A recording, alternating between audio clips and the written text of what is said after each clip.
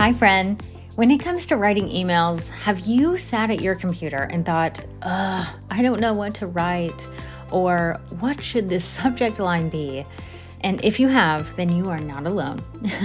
Not only do I get questions about this all the time, but I have definitely sat in that same place as well. So what I did is I brought in an expert to help you and me too. So this week on the podcast, I'm talking with Tracy Duru, who is an email copywriter and, get ready for it, a yoga teacher. And this is such a good one. I seriously found myself saying, we're going to yoga business church today. I found myself saying that so many times because it was just so good. The nuggets of information that Tracy had are going to make huge changes in your business because of the way that she connects yoga with email writing. And it's just incredibly powerful. Trust me, you are going to connect and learn from this episode just as I did. And plus, Tracy has an offer for you at the end of this episode that you do not want to miss. She's offering a chance to win a free mini session with her. And this is 30 minutes where she is looking and reviewing an email with you. Not only does she make suggestions, but she tells you why she's suggesting that.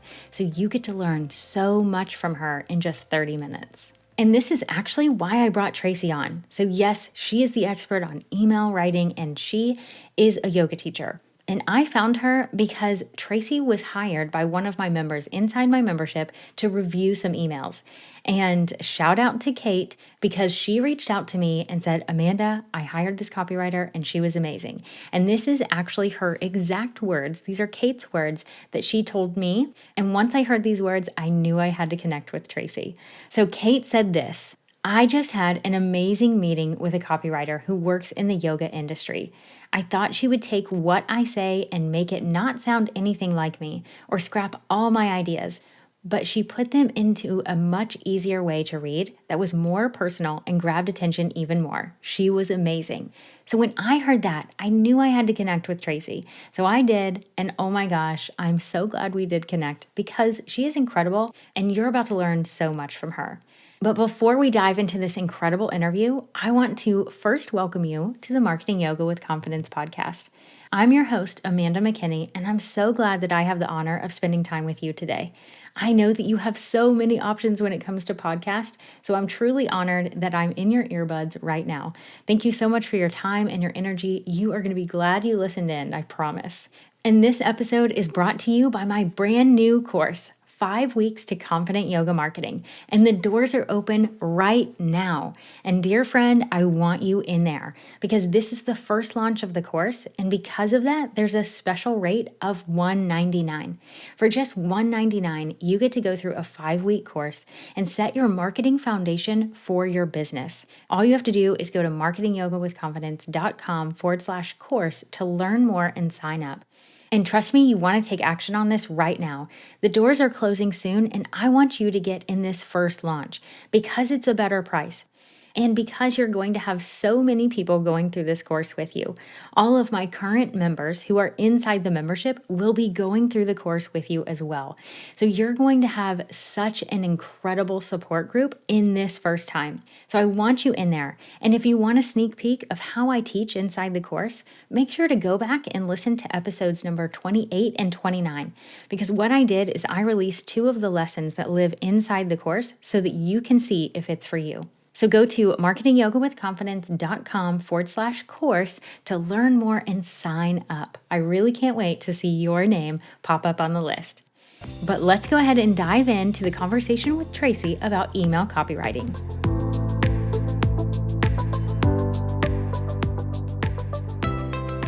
Thank you so much, Tracy, for being here today. Thank you so much for having me, Amanda. This has been such a great opportunity for me, and I just love that I'm starting my year this way with you. Oh, me too. So exciting. And I love that we've been talking and connected for so long, but now it's really happening. So Yes. I think it's like 3 months in the making that we finally found a time where you could be on my podcast. So thank you so much for being here. And I can't wait to dive in today. So tell us, if someone doesn't know your name and who you are, tell us a little bit about what you do and who you serve. My name is Tracy Duru, and I am an email mentor and copywriter. I serve wellness entrepreneurs online. I do have some clients that have brick and mortar as well, that have email lists. And I also serve course creators that are in the wellness industry. My background is a yoga teacher, and Yay! yoga studio. And so I've worked with yoga teachers, I've worked with yoga studios. Um, I mentor them in writing email more consistently and with confidence. And Oh, girl, you are speaking my language. I love it. So good. So I love this term, email mentor.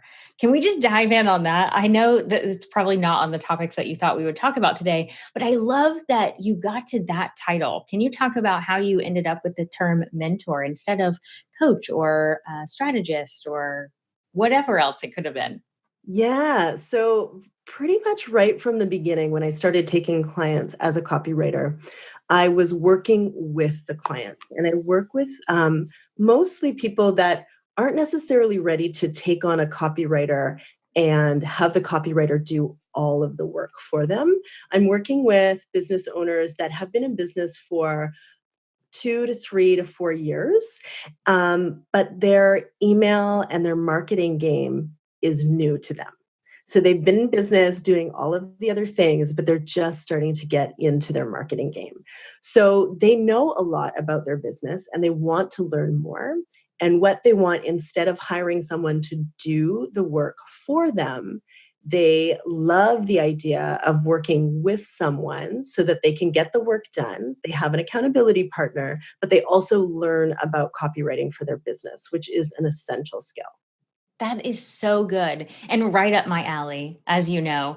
I am the business and marketing coach for yoga teachers who really dives in and teaches the yoga teacher to do the thing so that they can do it. And I that is exactly the way that I teach. And I never claim to be an email expert. And I have hired copywriters to help me in my business because I think that we can always use that, and it's so nice to have an outside view, but I love the mentor part of how you do that.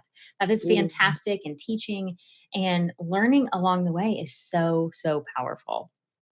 Yeah, and it seems like it's a pretty natural progression for me from what I was doing before as a yoga teacher and having that kind of relationship with the people that I work with. It feels really natural. It is a great way for my clients to really feel seen and heard, and then take their work to another level. That's fantastic. I love it. Taking it to another level. And why not 2020 for that, right? Like we're starting a new year at the time of this recording, but no matter when anyone is listening to this, it can be your new year today. And it can be the time where you take your email to another level. And I came in contact with you through one of my members who's in my membership, and a huge shout out to Kate. She sent me a message that basically said, "Oh my gosh, I worked with this copywriter and she's fabulous." So at that point, as you know this, I reached out and said, "Okay, if my member found so much value in working with you, Tracy, I want to connect with you." So I would love to just kind of dive into what you said. Like, this is how you work with someone, and what you did for Kate, which was really helping her, you know, finesse her emails and really learn about that, which is fantastic. So, if you want to talk, you don't have to give specifics about her specific email or working with her specifically, but just that idea of working with a yoga teacher and maybe some of the mindset or hesitations or any of those roadblocks that come up that you witnessed as working with yoga teachers. Yeah, absolutely. So, one of the biggest hesitations that I find again and again is the fear of showing the work to someone else to refresh or to optimize. So, what I do is I work with the clients to say, okay, this is what your email looks like now. How can we improve it so that it speaks more clearly to your audience and it gets a response, that Hmm. people are actually taking the actions that you are needing them to do to come to your class or retreat or event. And that can be really scary for people to say, oh, I wrote this and now someone's going to look at it and tell me that I did it wrong Mhm. or I didn't do it well enough. And so I like to start right at the beginning, just share with them that that's not what it's about at all. It's not about saying, oh, you didn't do this right. You didn't do this right. You didn't do this right. It's about you are doing such good work. Let's see how we can make it sound more authentically like you are connecting with the people that you are trying to reach Mhm. rather than trying to be really stiff about it. Yes. As you were talking, I was thinking, okay, I totally understand. I sit there and I can sometimes, my words don't sound like when I'm talking. And I have my go to tricks to help me out of that. But I really like what you're saying of yoga teachers are doing amazing work. So it's not that the work isn't amazing and that we don't want to share it or something like that. It's just getting through to taking it from our mind and our actions of how we're interacting with our clients and students to an email can sometimes feel so overwhelming. So let's say, so I hope that everyone connects with you and can work with you at some point in their journey as a yoga teacher and a business owner. But let's say someone's not quite ready for that, or they're just not even sure if they need it. What would you say to the yoga teacher who is thinking, okay, I turned on this podcast because Amanda said that you should have an email list and email your people on a regular basis. But I don't know how to take what I do and turn it into an email or, how often should I share?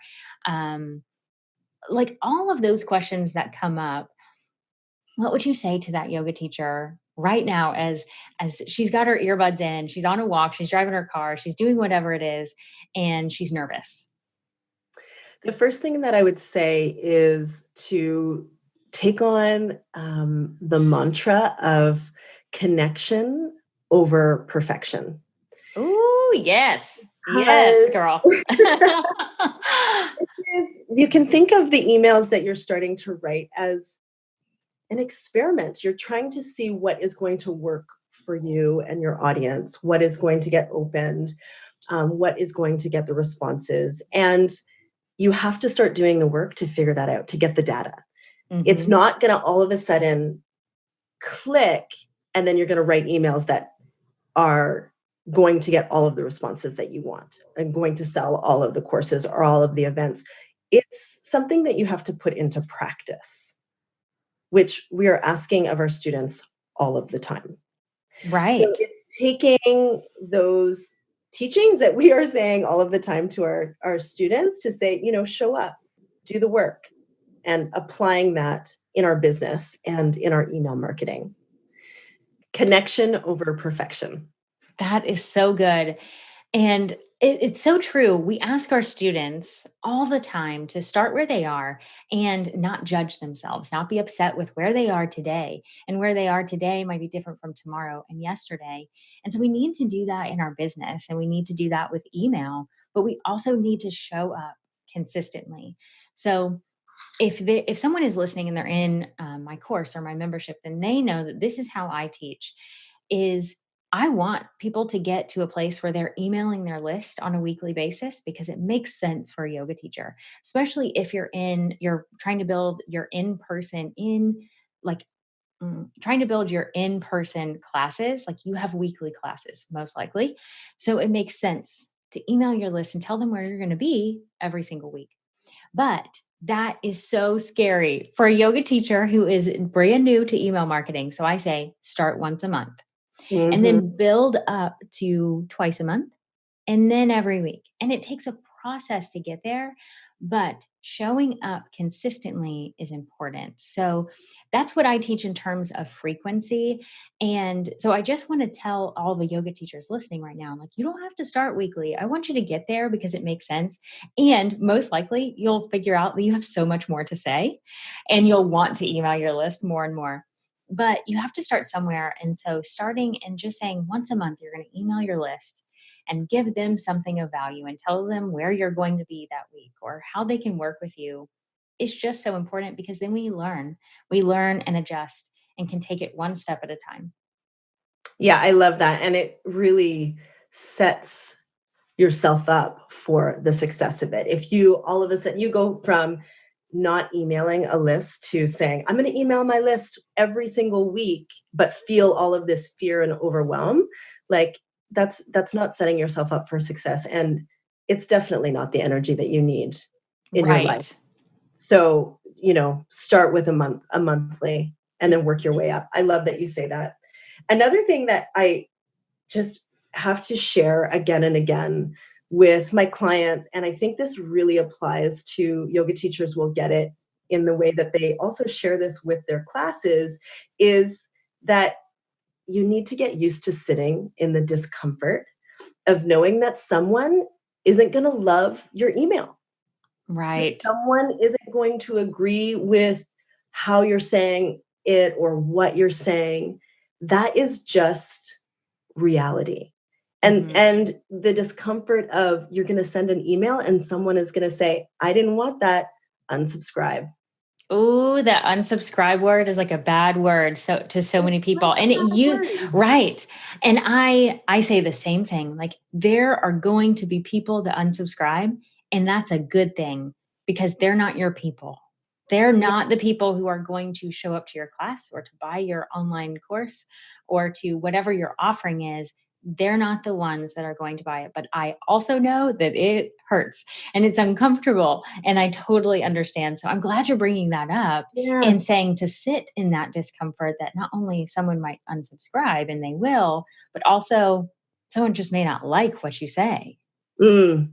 We're asking our students all of the time to sit in uncomfortable positions, whether it be in a warrior pose or in a backbending posture that really opens and makes someone feel vulnerable.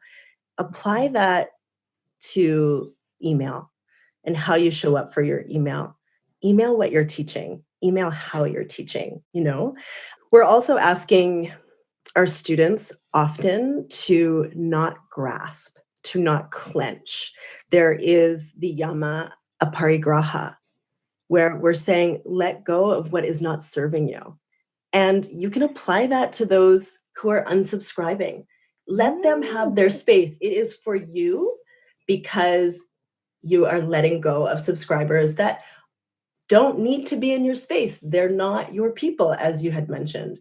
Whereas for them, giving them the opportunity again and again to unsubscribe gives them the opportunity to put a parigraha into practice. Oh, so good. I Yeah. love this. I love how much you're able to integrate the lessons that we learn in yoga teacher training and how we teach our students and how you have blended this with email. This is absolutely fantastic what you are able to do because all of it makes so much sense. Like email can feel so uncomfortable because we're putting ourselves out there. We're really vulnerable, especially if we're saying like a story and sharing a little bit of our story. No one has to share their entire story in one email. Please don't do that because that would be the longest email ever, I'm sure. But when we share little bits of our story, it can feel really uncomfortable to do that. And we're nervous. And then if on top of that, if someone replies or unsubscribes, then it can like really throw us off. But I love what you're saying is sit in that discomfort and really be okay with people taking that step away if you're not the person that needs to teach them right now. We all have our favorite yoga teachers. We all bounce around from class to class. We go with what we need, just like restorative might be the thing that you need in this Mm, moment, but you might need a power class next week. yeah. I remember when I started teaching yoga classes, and it was my goal for every single person to love that class and that they would want to come back to my class every single time. And once it clued into me that that was pretty selfish for myself and also to expect that of everyone else, and started really speaking to those that were open to receiving my message, that were really connecting to who I was, my teaching changed. Mm, that's so powerful. And apply that to email as well. Right. If you're trying to talk to every single person and you hope that you send this email and your goal is that no one will unsubscribe, you're not going to be sending the email that shares your story authentically, that really connects with everyone. So good. Oh my gosh, this is so good. Because it's so good. Okay, so let's take that yoga teacher on the journey of sitting down to write that email. Mm, Okay, and you're like, "Yep, I just went to Yoga Business Church with Amanda and Tracy, and we're talking about email, and I'm ready. I'm ready to sit down and write that email." And they're ready to be okay if someone unsubscribes. They've got the right mindset. How would you say to just sit down at your computer or your phone or your pen and paper, to however they're going to start that email? What would you say to them? I would say that they have to think about the goal of the email. So it's no longer the goal of someone unsubscribing. Right. Goal is to have the reader, take an action, whether it be to reply to them so that they can get to know their readers better, or to sign up for a class, or to sign up for a retreat or event, Hmm. or to buy a product online. What is the goal of the email? Once they know what the goal is, they can start to think about what's happening in their lives and how they can connect that to what they are doing and what they are sharing. That's how you can weave stories into your call to action. Hmm. Oh, that makes it so much easier. Hearing you say that, I write a lot of emails, but hearing you say that, it was like a light bulb for me, even sitting here thinking, like, okay, that's all you have to do is think about what is the goal of this email? One goal, right? Like you Mhm. even said that, like, what is the action you want them to take? And I'll, reiterate that. What is the one action? What do we want them to do? Is it to reply?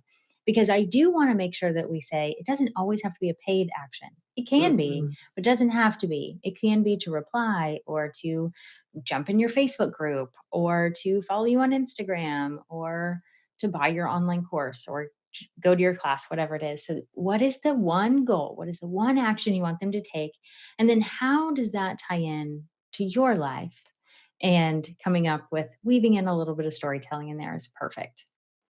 Yeah, and what's, like, actually happening in your life. Sometimes we get really caught up in this, Instagram fairyland of all of these beautiful things happening in people's lives, and it's like everyone's going on vacation, and they've got all of these beautiful things going on, but you are, like, maybe like at me, at home, potty training your toddler. Right. Like, that doesn't seem as glamorous. But it's real life. It's my real life, and it's probably gonna make its way into my email. Right. And it's probably going to really hit home with some other ladies that are potty training or some other fellas that Mhm. are potty training their toddler. Yeah, absolutely, or have in the past. Right. Exactly. Absolutely. Yeah.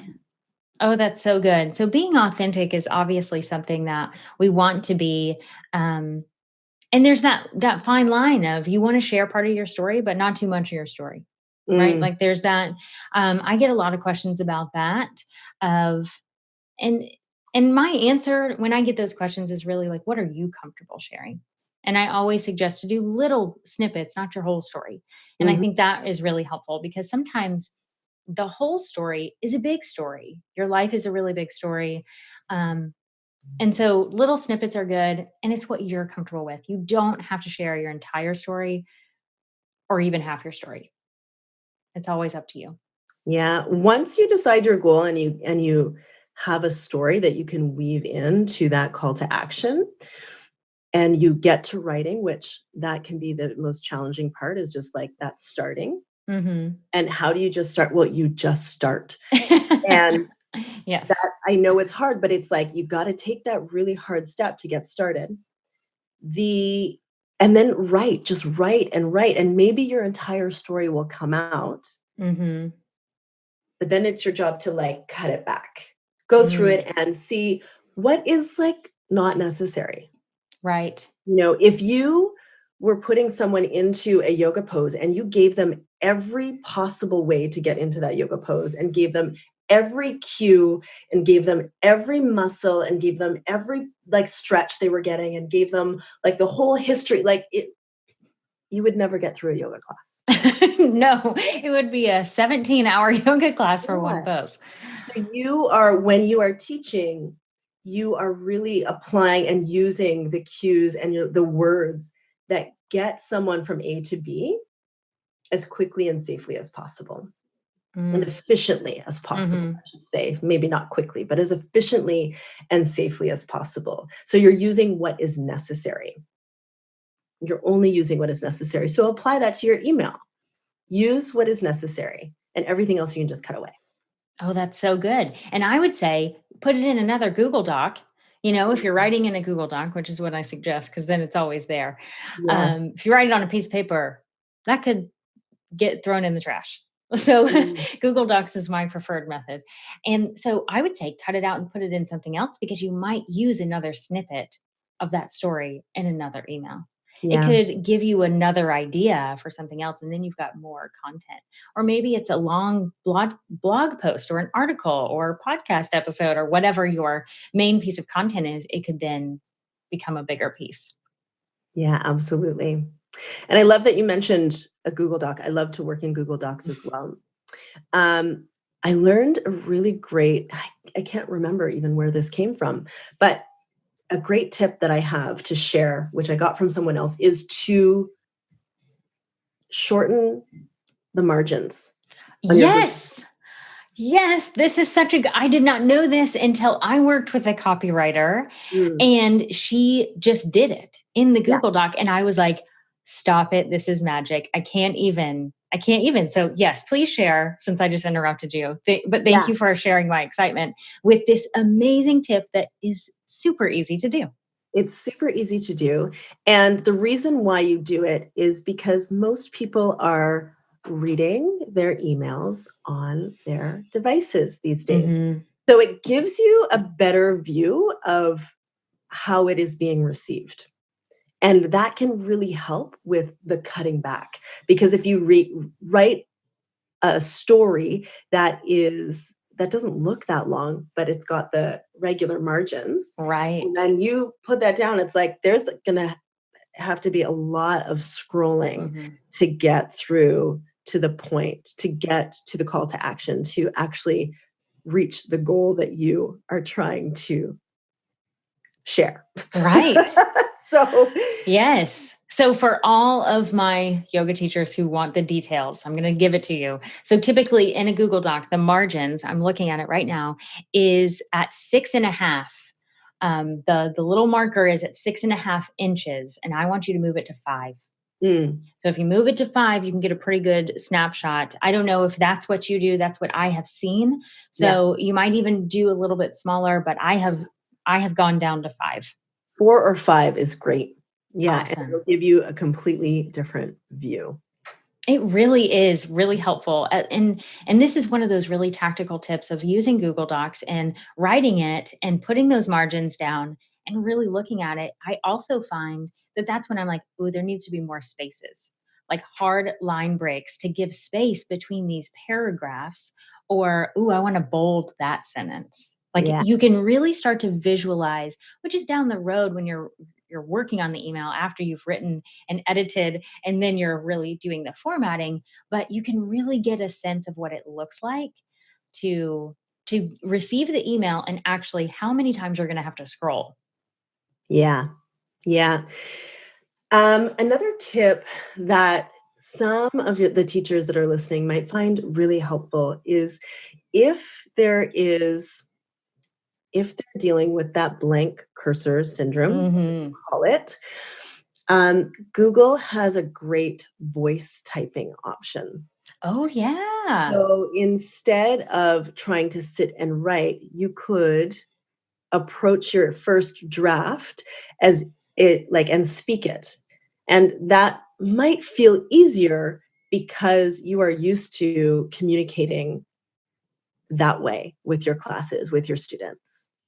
I love it. And I would say to that yoga teacher who might be feeling that discomfort or like, I don't know what to type, so I'm going to try and talk, I would say put someone's face in front of you and pretend that you're talking to that person, to your friend Mm, that you want to invite to that class or whatever the goal is, right? If you want to sell something, invite them into your Facebook group, invite them to class, ask them to reply to you. What would you actually say to a person who's sitting in front of you? An actual person sitting there, what would you say? And I love the voice option. I have done it on my phone. The mhm. amount of times that I take a voice memo and turn it into an email is pretty astronomical because I do it so often. Because I'll have an idea if I'm out and about, right? Like I might be shopping or meeting with friends and I'm in the car in between things and I have voice texting here. So I'm not typing and Yeah, I'm, using the voice and then I'm able to then send that email later because I captured that thought. yeah. On the other end of it, once you finish writing an email and get close to that last draft, using your voice again at the end is really Mm. important. So when you send yourself the preview, um, actually read it out loud. And I love to check my previews on my computer, but mostly on my phone to see how it actually looks. We Mhm. want to be thinking about how people are receiving our emails, not only about how we are delivering them. So if you read it out loud, when you get tripped up, when you say something else, but you've written something, but you say something else, those are cues for you to make changes. That's so good. I admittedly have fallen away on the reading of the out loud email, but I totally Mm, used to do it. mm, So I would say, like, it's never a bad thing to do forever, but I definitely think that that's a really important step to do, especially when you're first starting.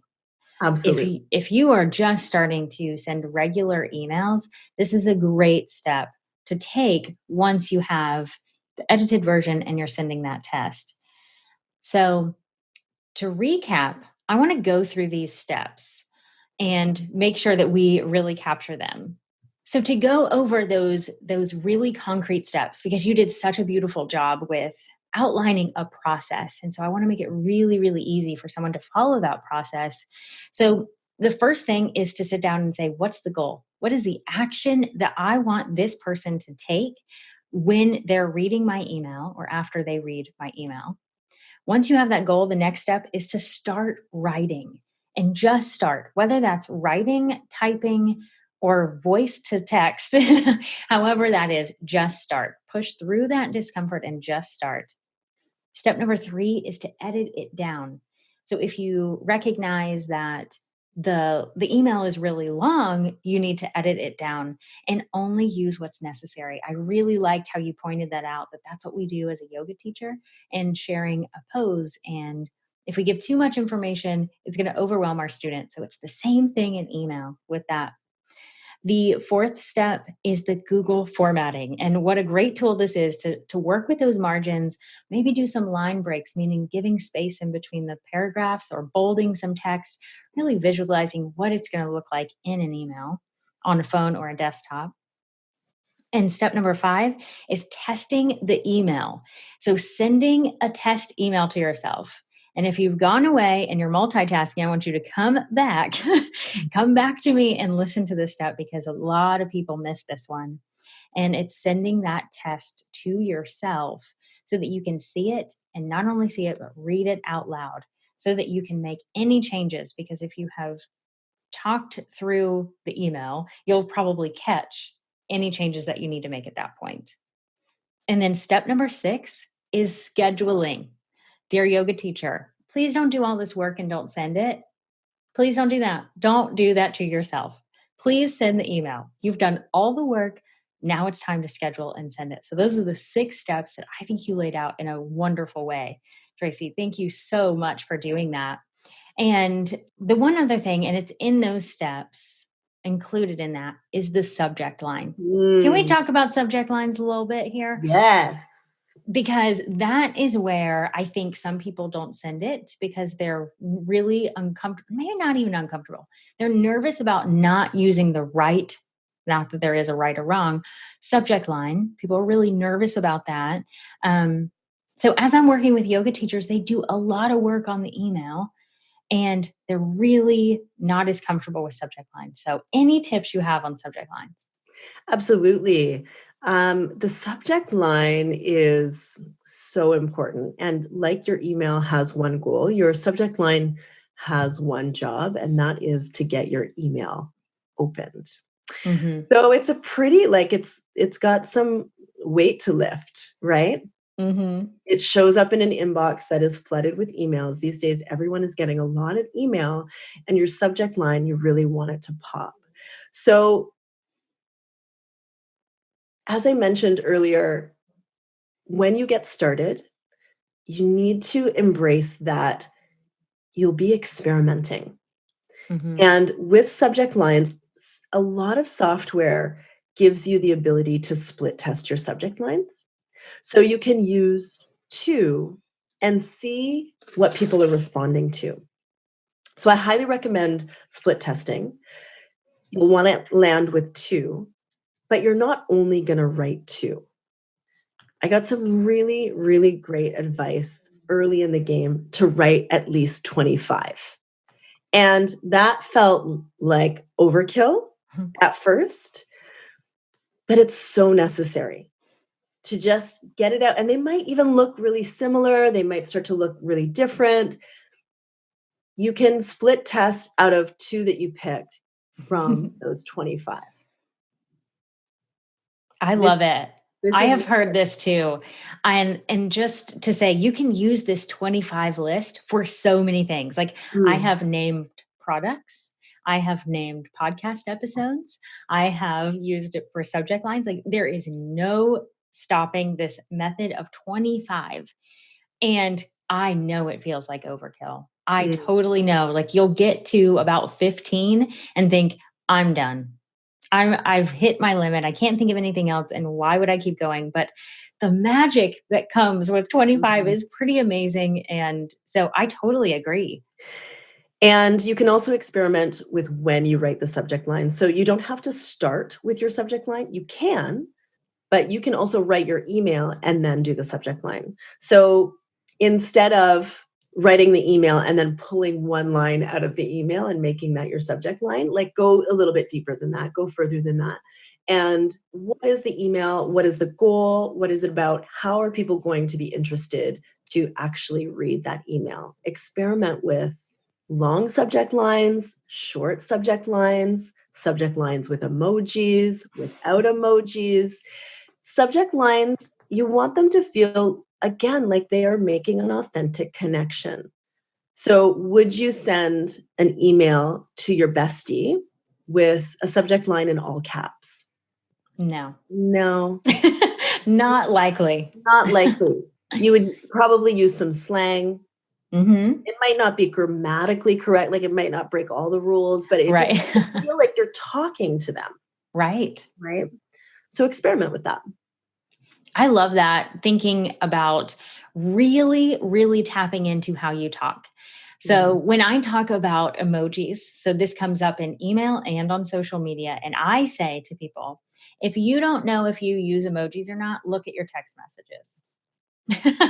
And look at your text messages. And if you use emojis, then go for it and use emojis in email or on social media because it is you. And you, as a Mm. yoga teacher, you are creating a brand and a business, but it is so much about you as the yoga teacher and your personality because that's what people are loving.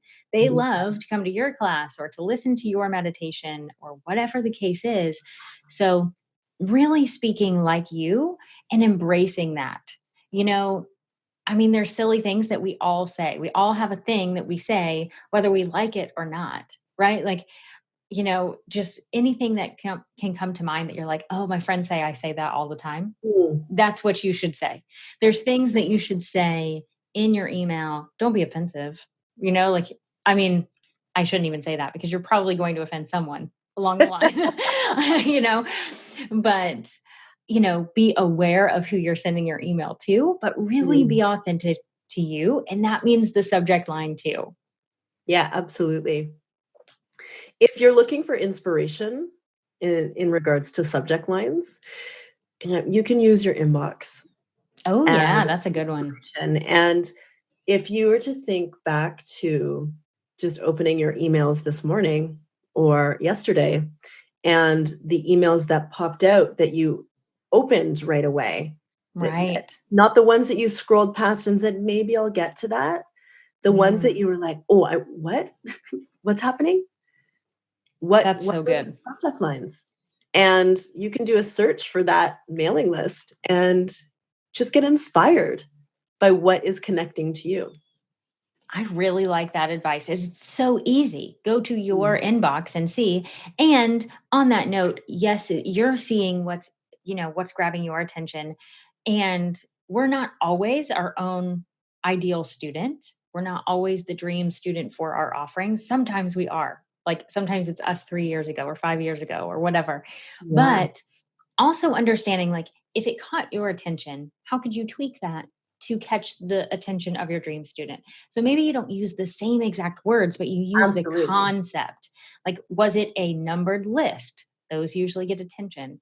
Was it something that was almost controversial, like, or something that really challenges a norm of some sort? Mhm. You know, take that concept and then allow it to speak to your dream student.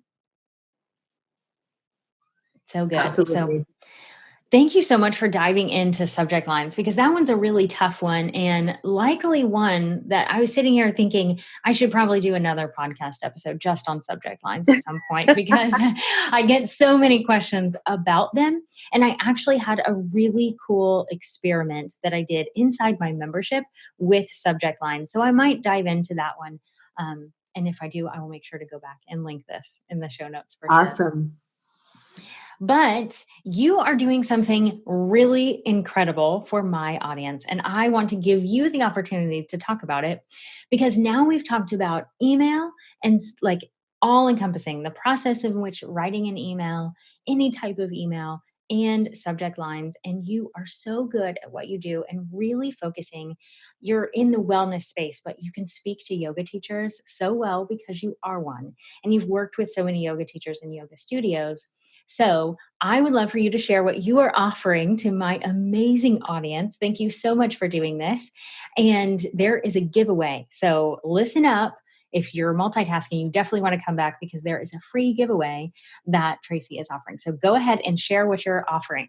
Okay, yes, I am really excited to host with Amanda my very first contest. So this is Yay! really exciting for me.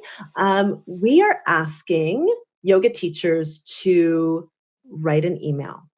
Yes, that's what she said. She said, write an email. Write an email and submit it to us for the chance to win a spotlight session with me. So I do email spotlight sessions, half and full days with my clients.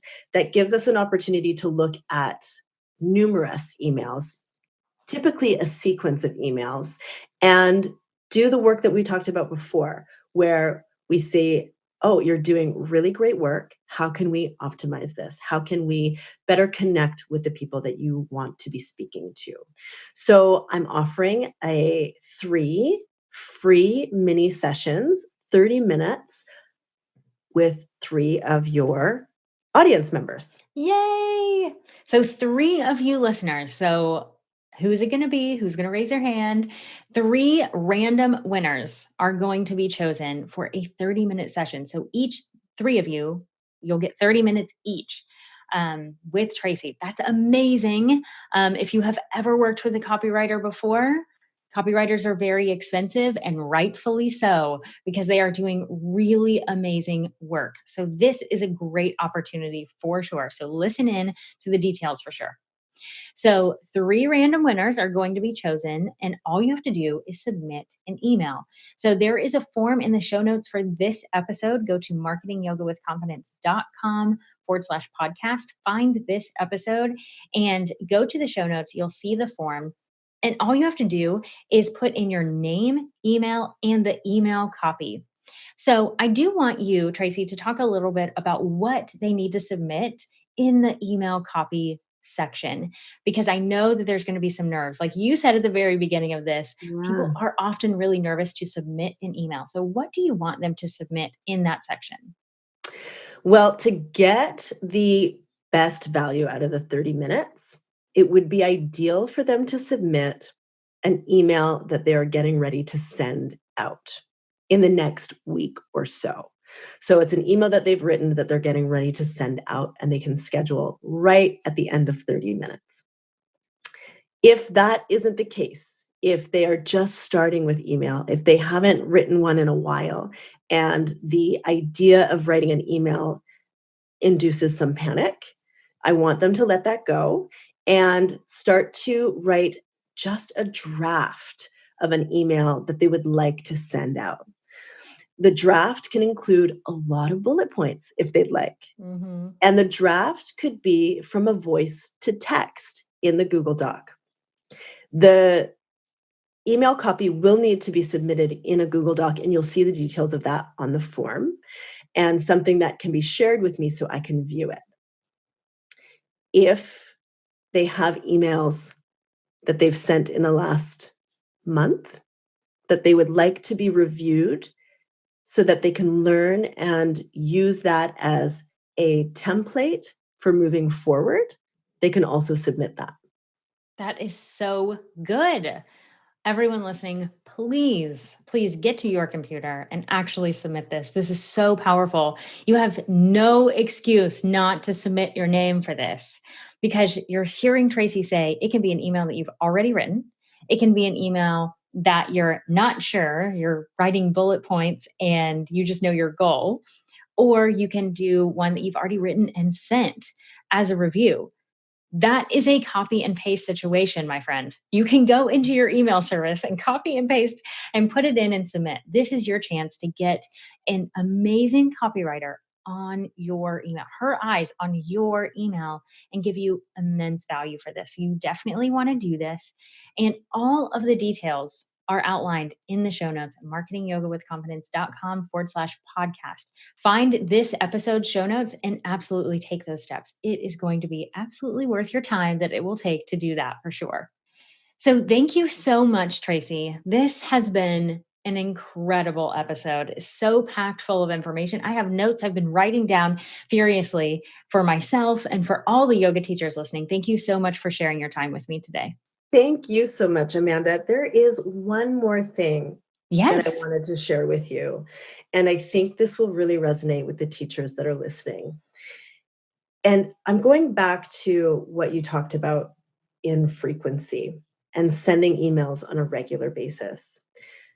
Before we sat down to talk today, I was thinking about the multiple times that students would come up to me after a class and say, "You were talking directly to me. How did you know?" And they were actually referring to a cue that I would use over and over and over again. But it was just that moment that they needed to hear from me. So that I stuck with the cues that were working made so much sense and served my students really well. And you can apply that to email as well. If you have this doubt about, oh, I don't need to send that many emails, I don't need to reach out to people that much, they don't need to hear from me that much, just think again, because I know that teachers out there experience this all of the time. One day a student comes up to them and says, "You were speaking directly to me when you said, 'Drop your tongue away from the roof of your mouth.' How did you know I was so stressed out?" Yes. That's actually not the first time I've said that. But I'm so happy that right in this moment, you heard it because you needed it. That is so powerful. Yes, everyone, please listen to Tracy here because it's so true. We need to email our list, and that is a great marketing tactic. But you just heard the why. And it's because people often need to hear something multiple times for it to really resonate. And they also need to hear it when they need to hear it. So, because of that, the frequency really does matter to stay in front of your students yes, it's great from a marketing perspective, and you'll never hear me say any different, but it's also good to stay top of mind for them because it helps them. It helps them in their yoga practice. It helps them take the next step. It helps them show up to another class or sign up for your online offering. It really helps them in the end. So yes, I talk so much about marketing and why it will help you grow your business and that helps your life. But ultimately, you're helping someone's day with that email. So please don't do your audience a disservice by not sending that incredible email.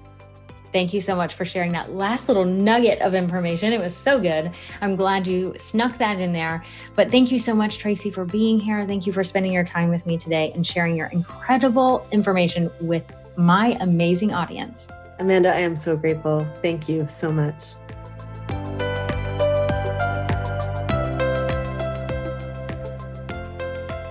So were you like me, raising your hands up in the air saying, yes, girl, during so many times of this interview? Because I seriously was right there with you. There were so many nuggets of wisdom that I was taking notes like crazy. Tracy had such a way of connecting email and yoga, and I know it resonated with you just as much as it did for me. And let's talk about those steps. You know I love a good formula and a step-by-step process. So the fact that we were able to outline the 6 steps that you can take when you sit down to write an email was incredible. And I know they're going to help you time and time again. So your next step is to write an email and submit it to the contest. You heard us talk about the contest where she is offering 30-minute spots for free. This is your opportunity. Do not waste this opportunity. If you are listening to this in real time, then I want you to apply. You can find all of the information on the show notes page for this episode at marketingyogawithconfidence.com/podcast and finding episode number 31. But here's what you'll need to do. All you have to do is sit down and write an email to your list. Or you can find a previously written email that you've already sent and you want reviewed. Then you go to Tracy Duru, that is TracyDuru.com/Amanda. See, we tried to make it easy for you. And then follow the instructions to enter the contest. So what you'll need to do is submit your name, your email address, and the actual email copy that you want Tracy to review by February 9th.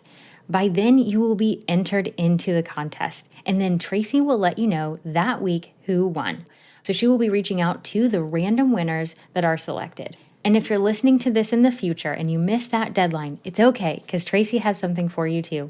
She also has a freebie. She has a download that's going to help you take steps in your email writing.